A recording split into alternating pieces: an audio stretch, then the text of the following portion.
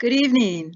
My name is Dr. Annette Smick. I'm the medical director at Hiawatha Valley Mental Health Center. I'm a board-certified adult, child, and adolescent psychiatrist, and I'm here this evening to introduce our webinar, Resiliency and Mental Health, Adults Thriving in Challenging Times. I'm honored to introduce our presenters this evening. Our first presenter is Brian Delvin. He has a Bachelor of Arts degree in psychology from the University of Minnesota and a master's degree in counseling and psychology from Northwestern Missouri State University. He joined Hiawatha Valley Mental Health Center in 1999. He specializes in adult and adolescent psychotherapy, psychological testing, and he's also our clinical supervisor with community-based services. Our second speaker this evening is Veronica Ives-Vernig. She has a Bachelor of Arts degree in Art Education K through 12 from the College of St. Teresa and a Bachelor of Science degree in School and Community Health Education from Winona State University. Also a master's degree from counseling education from Winona State University. She joined Hiawatha Valley Mental Health Center in 2010, and she specializes in adult mental health counseling and subspecializes in dialectical behavioral therapy. We this evening are sponsored by Solomon Song, and we are happy to share this opportunity with you. We'd like you to ask questions as we go along, but you will be muted. So the way to ask questions is to type it in on the bottom in the question and answer section, and we'll get to the question and answers at the end. At Hiawatha Valley, we care about your mental wellness, and if you're experiencing any discomfort, we are there for you. We also have a crisis response team of Southeastern Minnesota, and you can reach them at 1-844-CRISIS-2. That's 1-844-274-7472. Again, welcome. We're happy that you've joined us this evening.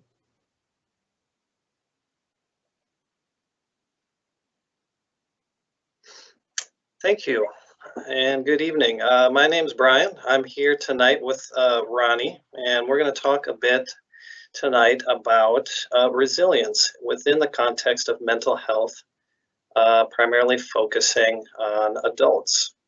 What is resilience? What is it that we're talking about here? When I think of the word resilience, I first, in a physical sense, I think of materials such as something like rubber that is adaptable, it stretches, it responds to the physical pressures and stresses around it. And most importantly, rubber, it bounces back from those pressures and stresses. So I think that's a good metaphor when we're talking about resilience within the context of mental health.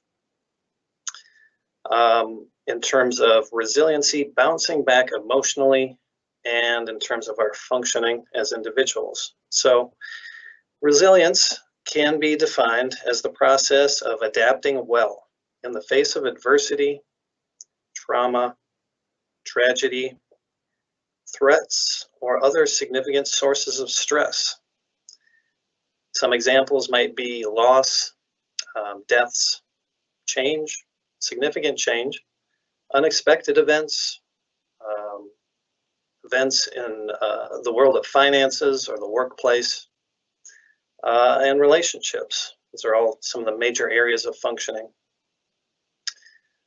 And we can certainly relate a lot of these concepts of change and adversity to our current situation with the global pandemic, the social distancing requirements that are involved with that, the uncertainty, and a fair amount of change and loss that goes along with that. So that's why we chose to focus on resilience tonight and talk about this topic. Within that topic, we are also looking at this concept of the importance of being an active participant in responding to these events, rather than a passive bystander being acted upon by these events. So this involves thoughtful action within awareness that these events and issues are difficult and are challenging. So with that basic definition of resilience within the context of mental health, I'd like to turn it over to Ronnie to talk a bit about tools for resilience. Good evening, this is Ronnie Ives, and I would like to just kind of give us a idea of the physical responses that we have for change. And we can look back and see that our ancestors have set us up biologically to survive. A quick example of that would be the dinosaurs, who were the biggest creatures that ever roamed the planet, were not able to adapt to changes brought into the environment by an asteroid. And yet the little tiniest creatures, who were considered insignificant to the dinosaurs, were the ones who were able to adapt to the changes that happened on the planet and survive. And hence, so we are all the biological survivors. It's hardwired into us to survive. That was accomplished by changes in our brains, getting larger, being able to have the capacity to think and process things, make shifts, and being flexible to things that are happening, stressors. We are hardwired with 4 basic emotions. We have the fight, flight, freeze, or fawn responses, and those can be positive and negative reactions if they are intense and excessive. So for us, an example of that would be, we look up and there's a tiger charging at us, and if we had to process, okay, that tiger is this big, he can run this fast, and I have my tennis shoes on, I don't have my high heels, I didn't eat much lunch, I can beat this tiger. The tiger had already beaten us. We need to have those instantaneous, hardwired emotions to short circuit some of our stresses. Unfortunately, in long-term cases, such as the ones we're facing today, perhaps the pandemic is one example of, we just kind of don't know how long this is going to last, or when the end date's going to be. And how do we continue to adapt on a daily basis to the new information that we're exposed to? That's a much easier situation maybe to work with, because we know, okay, it's going to last this long. The same with other stressors in our lives, our other losses in our lives, changes that result from somebody maybe having an illness or some trauma of an accident or something like that causes long-term change with no end in sight. How do we manage those things? One of the biggest tools that we can use is one of the simplest at the same time. It's becoming aware of our breath. When we are stressed out, like when we see the tiger coming, our body reacts immediately. Our muscles start charging up, our breathing accelerates, our brain gets more active. But that emotional response is harder to manage on a long-term scale. That stress and adrenaline really drains us after a while. So if we can give ourselves time to slow down and just monitor our breathing for a minute or two, we can reduce some of those intense adrenaline-based reactions. Our brains are wired such that the emotional responses can take over our ability to think. When we're in that super intense emotion, we can't access practical thoughts. As a result, breathing calms down those muscles, calms down the brain activity, and then we can begin to process again and consider alternatives, make plans that are more effective perhaps than just being wrapped up in the emotion. The mindfulness is a term that many of us are exposed to these days, and often we kind of have an instantaneous reaction that I don't have time to be mindful. I don't have time to meditate. Well, mindfulness isn't really about meditating so much. It's about being intentional, about being aware of what we need to do in this moment. It calls us to gather our facts from our senses and use those facts to be grounded here in just this moment that we need to deal with. You see that in lots of ways in many of the addiction programs where it's like, I just need to get through this minute to the next minute to the next minute. And as a result, we can survive it. We can begin to thrive. It gives us a chance to adapt. So the primary tool in mindfulness is intentional. We choose to pay attention to this moment. We choose to direct our attention to an object, to our breath, so that we can help ourselves get a sense of control. The two supporting skills that kind of fit very well with mindfulness and intentionality are radical acceptance and radical openness. Those we're going to talk a bit more about later. Brian will be touching on those. But some of the things that we could do then, how do we do mindfulness? Mindfulness can be paying attention to this cup of soup. It is the most flavorful soup I've ever had. It smells wonderful. It's a little too warm. I gotta wait and I have to cool it off. So if you are tense and stressed out, you want to inhale the soup smell and exhale to cool it off. So inhale, cool it off. Inhale and cool it off. It's a simple little tool. Inhale, blow it out and cool it off. And the same thing will happen with the emotion then. It's just going to drop down a little bit at a time until you can feel more in control. Some of the other skills that people could do, finding a hobby that you enjoy. Maybe it's gardening and getting yourself wrapped up in your gardening projects, or maybe it's I've always wanted to learn to be a guitarist, and so I start maybe planning to make some actions towards learning to play the guitar. Those kinds of things that we can do physically to distract and detach from the stress are the primary goals here. Finding more positive action that we could take. I think often of how much fun is it to go down and just swing on the swings and be that little kid again, Those little kids are down there, they're not really wrapped up in the stress that we are, and they just love it, Dance like nobody's watching, Another one of those things. Just get in there and do it. There's another one that we talk about often, which is doing the opposite of what the emotional urge tells us to do. So if the urge is to run away and flee, do something that helps us approach it. Maybe we don't have to go all the way to the lacrosse because we're afraid to be out in public, but maybe we can find a local store that feels better, safer.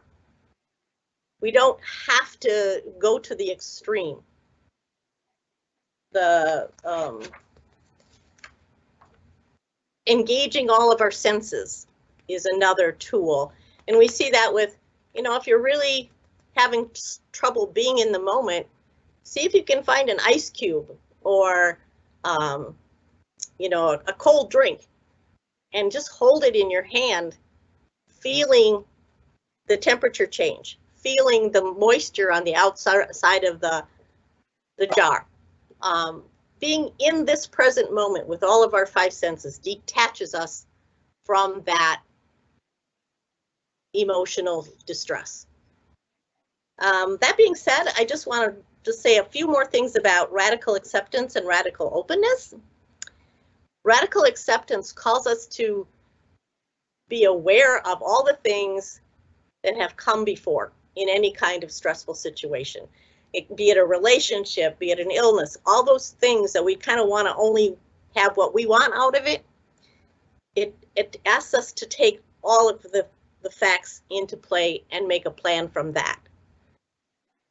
If you try to put together a picture puzzle and you take out 5 pieces and throw them away, your puzzle's never going to be finished and it's not going to look the way you want it to.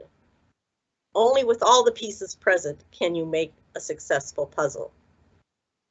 Radical openness says, I need to take down some of the barriers sometimes so that I can let more information in.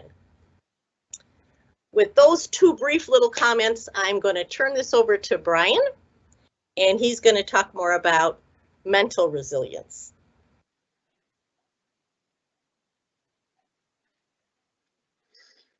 Thank you, Ronnie. Good stuff.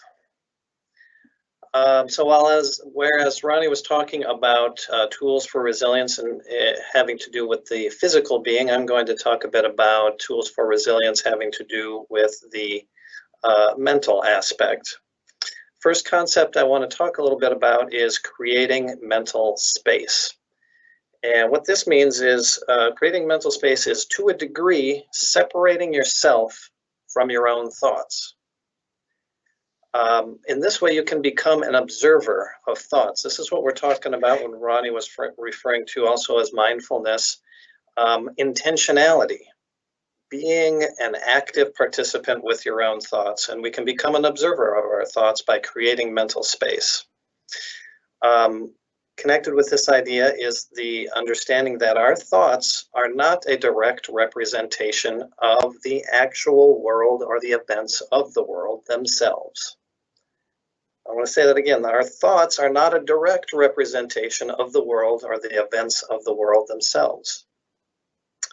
And because thoughts and emotions are tightly bound together, creating mental space reduces emotional distress and is one of these active ways of coping that involves intentionality. So how do we do that? How do we create mental space? I want to talk about a few of the skills that by no means are not all of the skills, but some good, some of the top skills involved. One comes from something that we would often refer to as what we call self-talk. Self-talk is, well, we talk to ourselves, right? Some people do it out loud. Some people do it in their head, covertly, quietly, but we use language. We talk to ourselves about what's going on around us, how we make sense of it, how we're feeling. So we tap into that with intentionality. We tap into that self-talk. And one of those skills is, it's kind of a fill in the blank type of format. And it goes, I am having the thought that, and then fill in the blank. So for example, I'm having the thought that if I go out in public, I will get sick. So literally this skill is, say this to yourself. I am having the thought that if I go out in public, I will get sick. The simple act of doing this creates the possibility, number one, that the thought is not true. So we create some mental space and give a little bit of room to consider, hey, maybe this is not true. This, my thought, is not a direct reflection of what reality and events are. Additionally, this example of self-talk accurately identifies that it is a thought. Again, not a direct reflection of reality.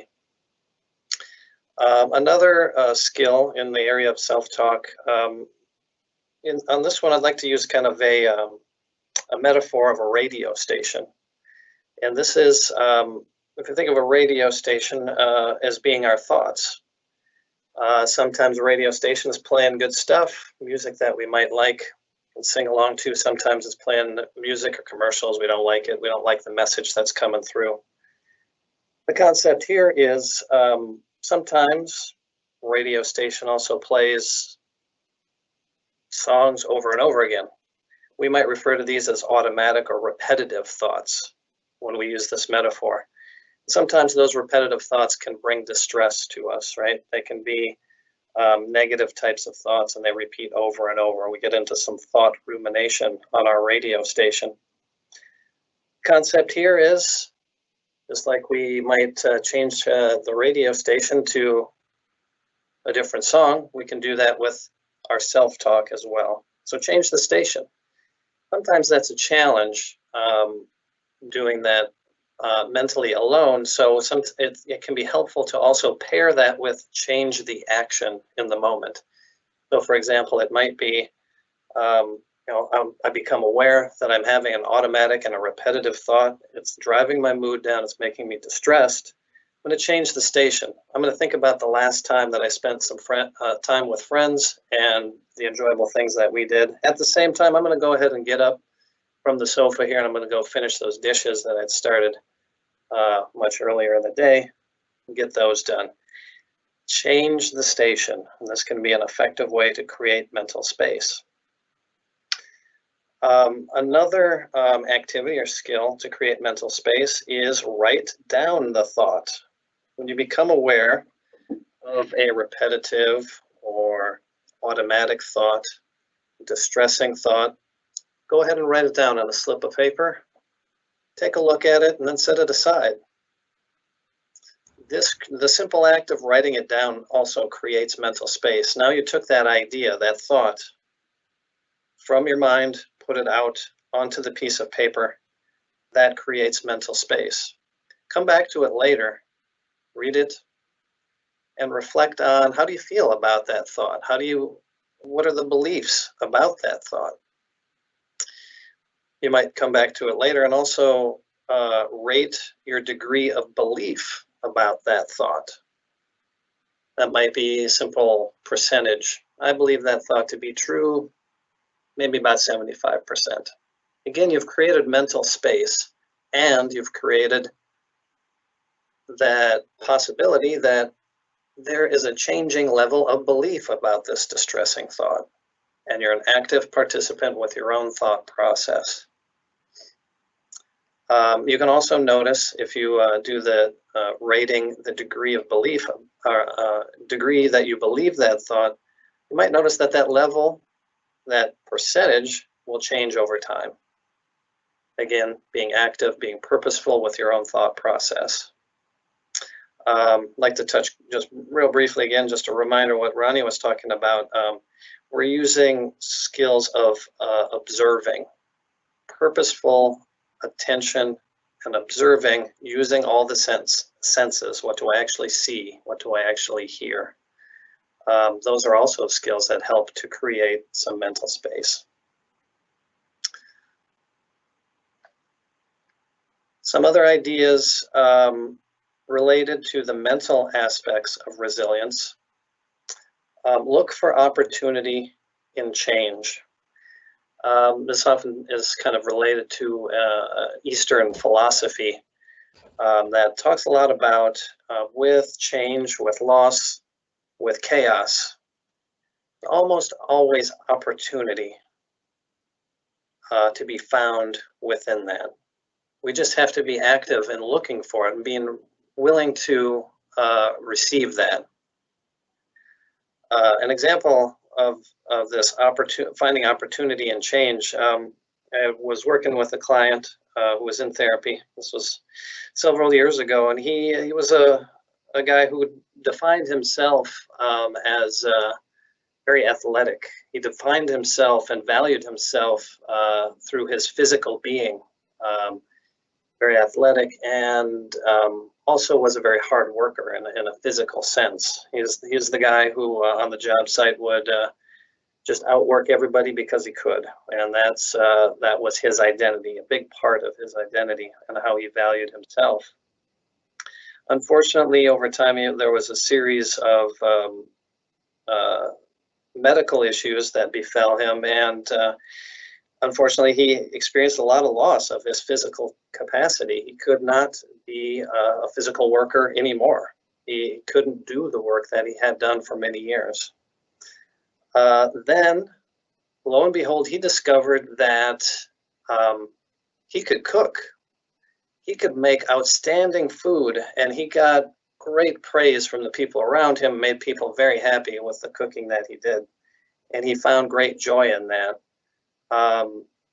And making others happy through his wonderful meals that he prepared. And he reflected on that and came to an understanding that he wouldn't have likely discovered that opportunity. He wouldn't have likely discovered those skills and that joy if he had not experienced the losses that he had. So he found the opportunity in loss and in change, and he was open to that. That helped him to be resilient.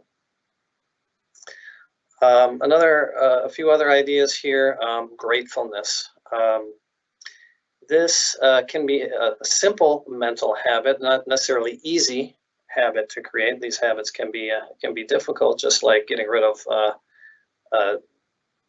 negative habits. The idea being simple, focus on gratefulness. What am I grateful for today? And you can structure that any way you like. Some easy ways are just spending a little bit of time each day at the same time. Identify 3 things that you're grateful for.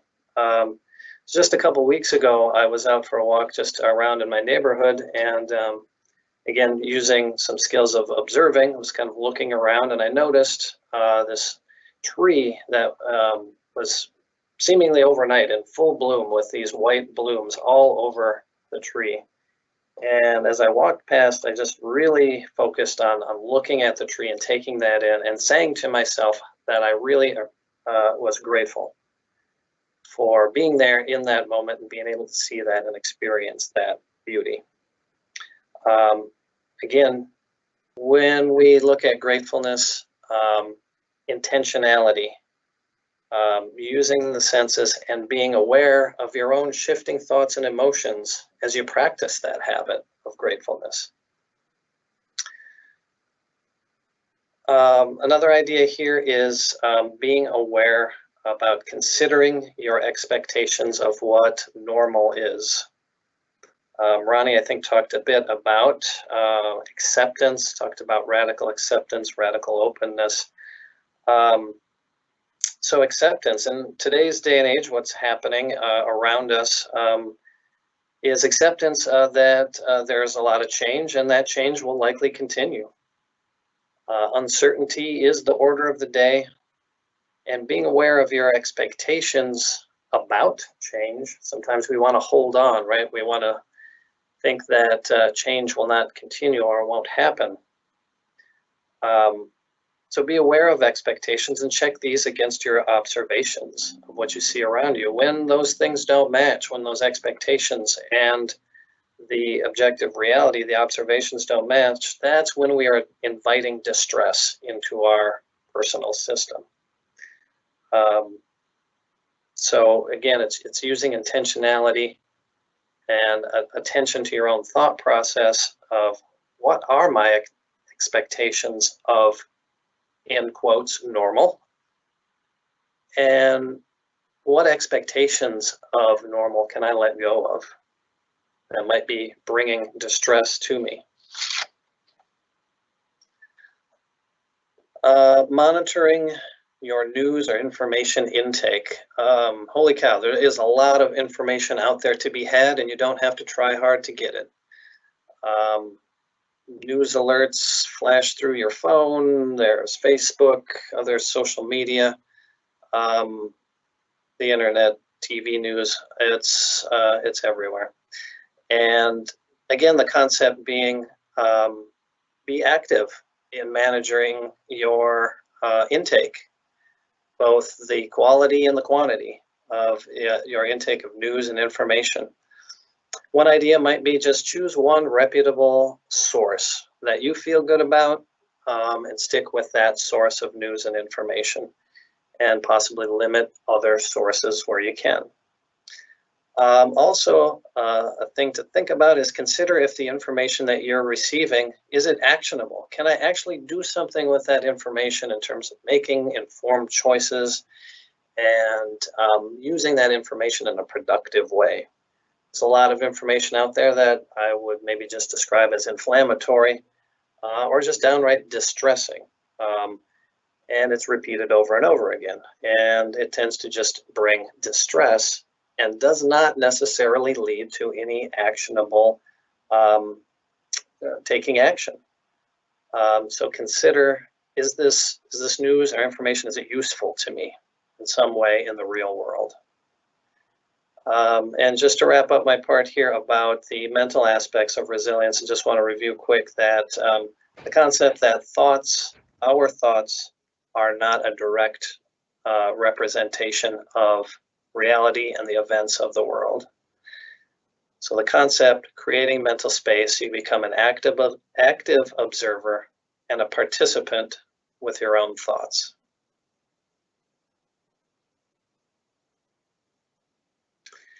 And then I'd just like to touch briefly on the importance of social connections.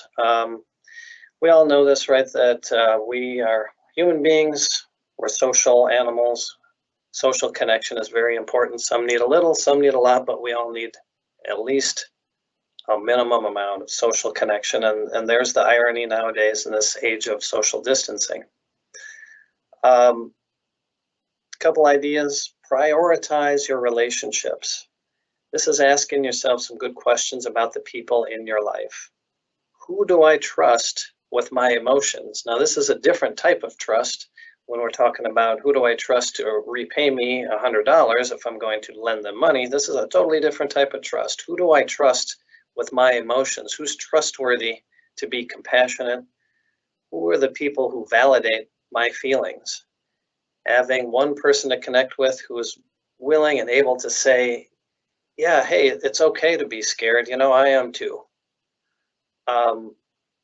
That's pretty darn special. That's important. So prioritizing relationships and asking some good questions about who do I trust? Who am I going to put around? Who am I going to keep close to me?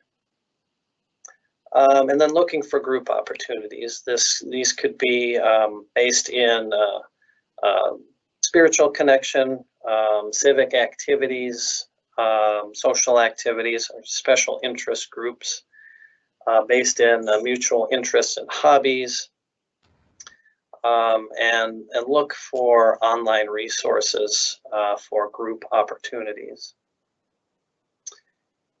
All right, so with that information, I would like to turn it over to Ronnie to say a few words about a short video we're going to take a look at.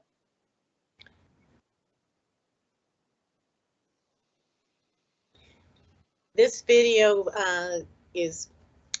comes to us from the Onamia Health Services, and it is Dr. Vernick, who is a family practitioner and works very closely with in a small community.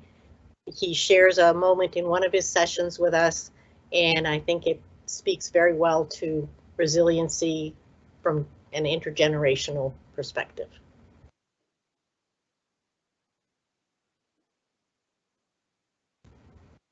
We still do have patient interactions, and recently I saw a 3-year-old. She was seated on the table with her long braids, shy smile, and scuffed jeans. As I entered the room, we did our normal greetings, and I explained my funny mask that was there to keep her safe. I noticed she was wearing something new. A small cloth purse was slung over her neck. I asked, "Do you carry lots of money in your purse?" She shook her head no.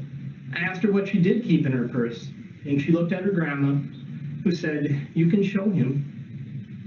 She lifted the flap of the purse and carefully took out a small puzzle piece, showed it to me, and then tucked it back into her purse again.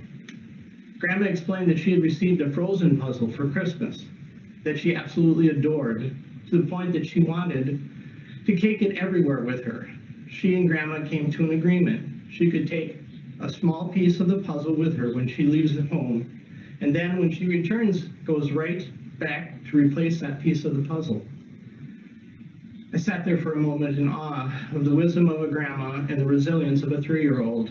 As we seek to find our place in the world, as broken and fragmented as it has become, I hope that you will take that little piece of puzzle, that safe place for you, feel secure, a place that feels safe in the world.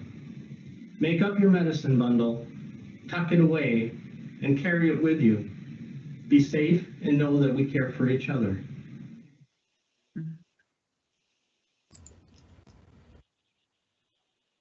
That's a great example. We thank you very much to our presenters, to Brian, to Ronnie. We'd like to move now into the question and answer section. If you have questions, you can please submit them by typing them at the bottom, question and answer. Sorry, we're not able to take your questions verbally. If you would like to type, I will be reading those questions and then asking for help with answers from Ronnie and from Brian. The first question, actually, Ronnie, if you could give some examples of radical acceptance and radical openness. Thank you. Okay. Radical acceptance is a concept that invites us to examine reality as it extends from the past to the present moment. And that helps us to identify all the factors that are influencing how we're reacting to any stressors in our lives, or, you know, and they don't have to be bad things. They can be good things, but just gives us an assessment, a long-term viewpoint of what would be our most positive outcome from how we react. Without all the puzzle pieces, we're not going to have a good-looking puzzle.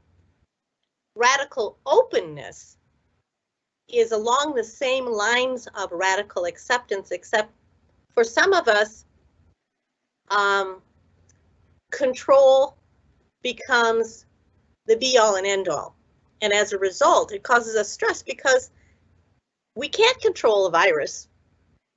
We can often not control all the effects that happen in our lives. And so we have to kind of be willing to open ourselves, radical openness, to other options, other opportunities, other viewpoints, and consider their input on any given situation, which might produce for us some really positive outcomes. But if we're going to be rigid, we're not going to be willing to have that in our lives.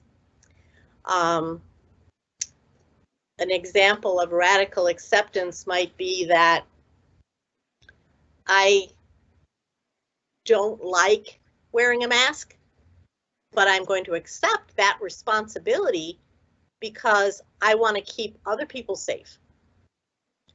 Radical openness calls me to be willing to actually put down my resistance and accept that perhaps this is a good idea. And for the, you know, the short term or long term, we may be doing this for a while. If I'm going to be resistant to it, I'm going to be more frustrated. And I hope that answers the question. If not, just ask again. Thank you. Great. Thanks, Ronnie. Any additional questions?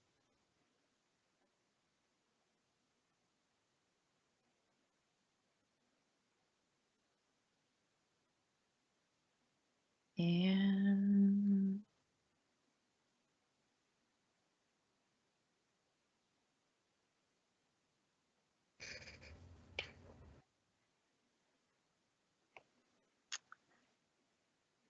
I don't see any other questions here right now. Brian, do you have any examples, additional examples you'd like to share about your comments?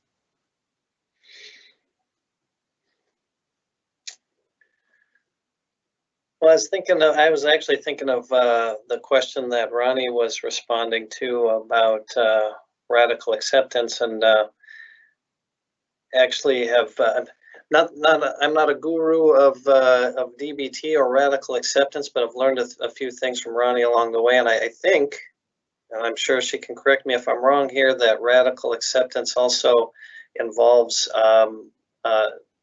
being aware of setting aside judging comments, judging thoughts, whether those are good or positive or negative. An example there might be,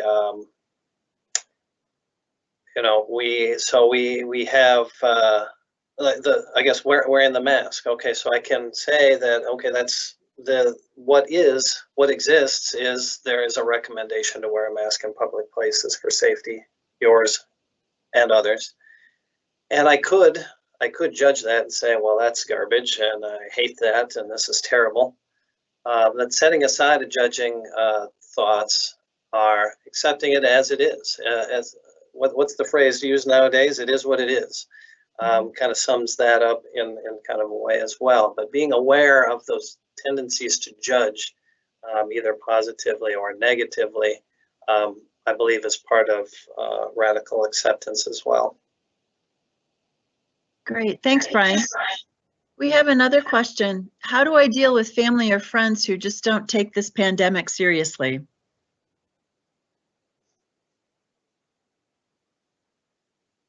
Ronnie? I hate to keep beating the same drum, but this is one of those situations where radical acceptance allows us to look at what we have control of and what we don't have control of.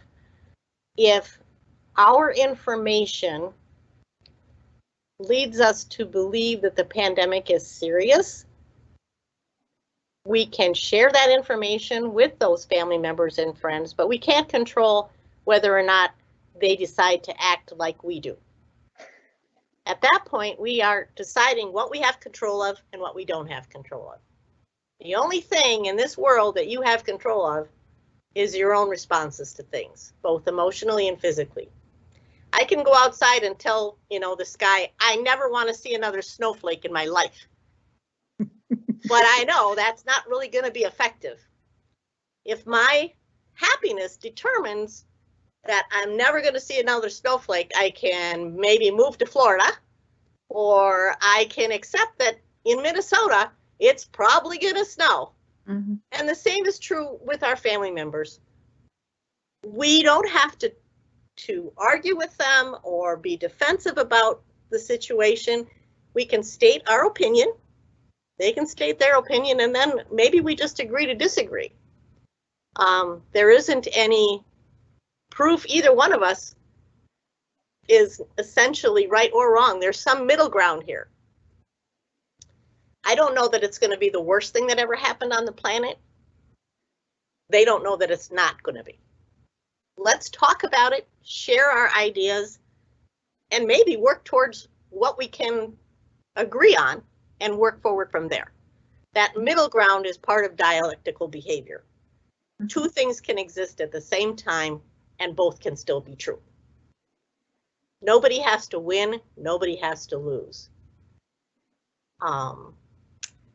That, again, is part of that openness to discussion, to sharing ideas and learning different perspectives about it. I can understand fully that you would be very concerned, because these are people you care about probably, and find it very difficult to accept that they are taking risks, and that maybe you even feel some responsibility for the risks they are taking when they don't agree with your position. That can be a hard piece to hold. Again, you can't change them and you can't control them. And if you try, you're just going to be upset and frustrated and angry, and they're going to do the same with you. Trying to find a middle ground, that's the best offer I have. Great, thanks, Ronnie. Another question, how to help patients who have mental health problems form resiliency as adults? As I see that question is, they're coming into the situation with mental health diagnoses, mental health symptoms. How do they find resilience at these difficult times? Brian? Yeah, I would just offer, kind of by way of review, that there's no magic to this. There's no shortcut, and it's a lot about practice, practicing these skills of both mind and body.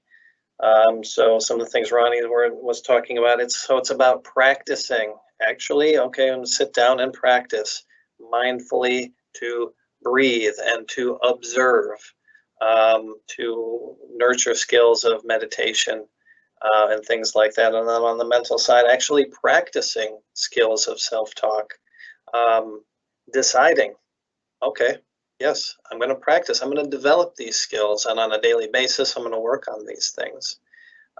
So it's a set of decisions that is involved there to actually decide to put in the work and develop those skills. And it is work, and it is challenging. So work in the sense of, yes, it takes effort, and it takes a plan and support.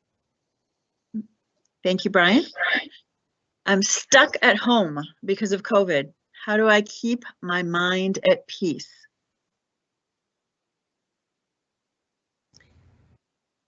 Ronnie? I would suggest a couple of things. You know, the skills that we talked about earlier of finding new hobbies. You know, some of us have spent so much time focused only on going to work and taking care of the bills and doing all that we kind of lose touch with who we are and what down deep really brings us satisfaction in life. And maybe consider this an opportunity for more self-knowledge, more self-awareness. Using that intentional mindfulness of what brings me pleasure. It could be reading books. It could be a certain genre of film. It could be anything. I think of myself, and one of the things that I'm currently just launching into is how to make Polish Easter eggs, and the designs and creativity involved in that gives my brain someplace to go besides work and besides COVID. Finding those outlets in different paths that our brains can take. They're not very good at doing two things at once. So if we distract and give ourselves some other things to focus on, the weight of isolation and the weight of the COVID virus information itself is kind of pushed us a little bit to the side. It doesn't mean that we're in denial. It just means that there's more things in the world than just the virus. It doesn't have to own us. And that's an important thing, is to know that regardless of what's happening, we may find some good things come out of this. Our agency is doing more telemed than we ever thought we would do. And so we're able to reach a lot more people. We might not have done webinars if the COVID virus hadn't shown up. So looking for those things and those moments where positive occurrences can happen and grow and develop and really share a lot with everybody, I think is where we need to go. I look at it as social solidarity, not social isolation. Solidarity is we're all moving forward at the same time, and we're doing this because we're helping each other and we care about each other. And I care about you and your health, and you do it for your family because you care about them. So if we can change that focus just a little bit from social distancing to social solidarity, it makes some of that staying at home less frustrating, I think, for myself. That's my opinion. Yes, Ronnie, we're in this together. Thank you. What are some tips for handling stress of job loss?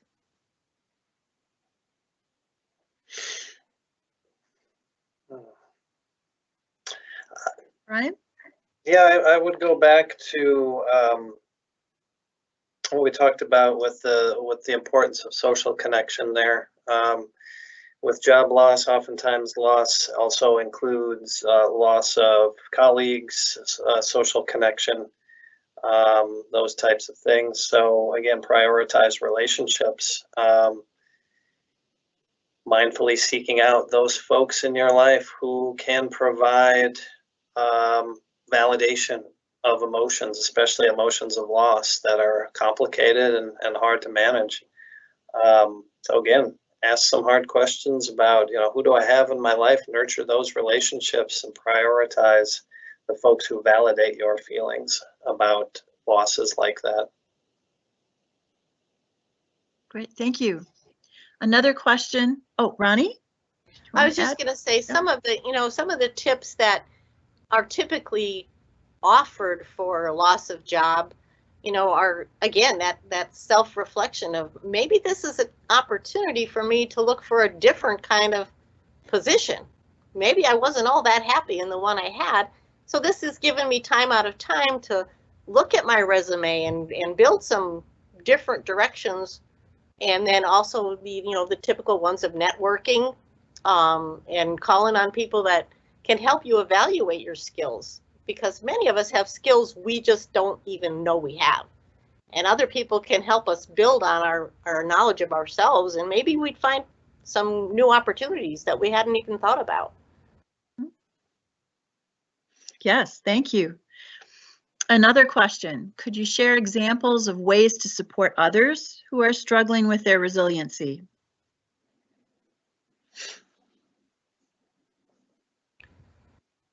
Brian?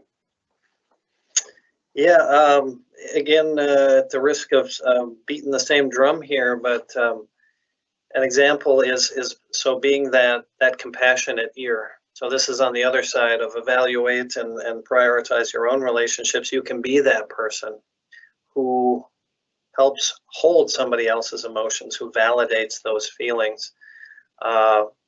Just reflecting back and spending a minute in their shoes, recognizing the difficulties and saying those things such as, yeah, I understand that, and I've been there. I'm feeling that as well.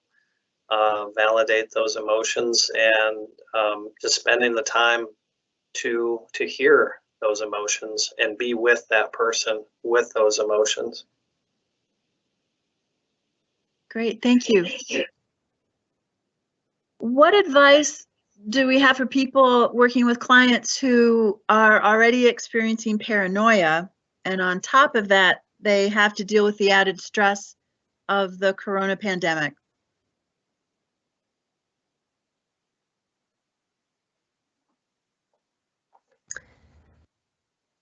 Ronnie?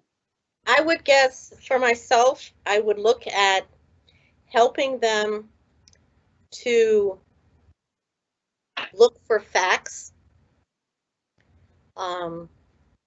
to reality check, I think is maybe the word I would want to use about it. There's so much misinformation, helping them to identify what's really verifiable information that is something that you can trust in. I think Brian talked about that a little bit with his, your information sources. Find one trustworthy source. And if you can partner with them and help them trust you and your sense of security and safety, you can help them develop that for themselves a little bit more. Of course, also validating that it is a scary time. That they're not alone, that lots of us are feeling that kind of lack of safety in public, but we can take measures to keep ourselves as safe as possible. And if that's the best we can do, that's the best we can do at this time. I don't know, Brian, do you have anything to add to that one?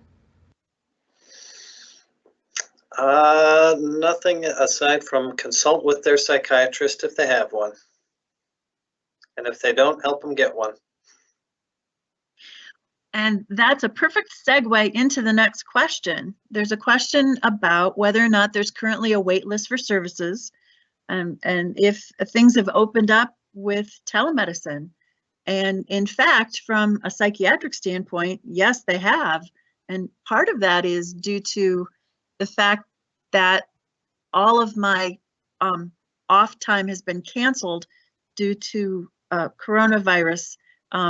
So no conferences or concerts or plays or those days off. So I have lots of extra time available, and I do have openings in my schedule for psychiatry appointments, and that's across the lifespan, child, adolescent, and adult patients. I know currently we do, though, have a wait list for psychotherapy, but we are still able to look at additional services such as ARM services and case management services. So all you need to do is contact us, whether by telephone, and our number is 454-4341, of course, area code 507, or go to our website and you can see the list of services that we provide and the care providers who we have in each of those departments. So we just have 5 minutes left, and I really, again, appreciate everyone for tuning in tonight. This was our first webinar. We look forward to making more webinars in the future. Stay tuned. I'd just like to ask Brian and Ronnie each if you have any closing statements before we end. Brian? I would just reiterate, resilience is about being active and intentional in your response to stressful events. Taking action, being intentional, and so moving beyond being a passive bystander of these events. Become involved with your own thought process, and yeah, consider the options for mindful response to the stresses that we have. Great, thank you, Brian. Ronnie?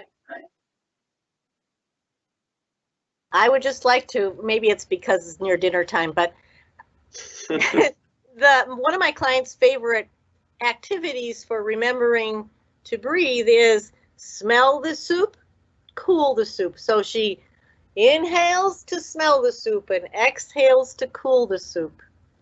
And when you become more in touch with your physical responses and you're kind of checking in with your emotions in your body and how things are working out, do those scans about where's the tension. So if I have tension in my shoulders and my neck and my hips, what's that tension telling me? That I probably need to do some kind of exercise to stretch the muscles out, or intentionally relax those muscles and breathe a little bit more, check again, and just really be in tune with what your body's trying to tell your brain and get the two of them working together. Thank you, Dr. Spick. Excellent. Well, thank you both. Again, we're honored to be part of your evening.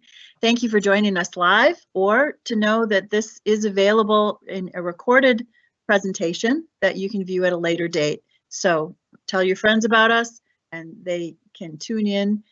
Information will be available on our website. Thank you very much.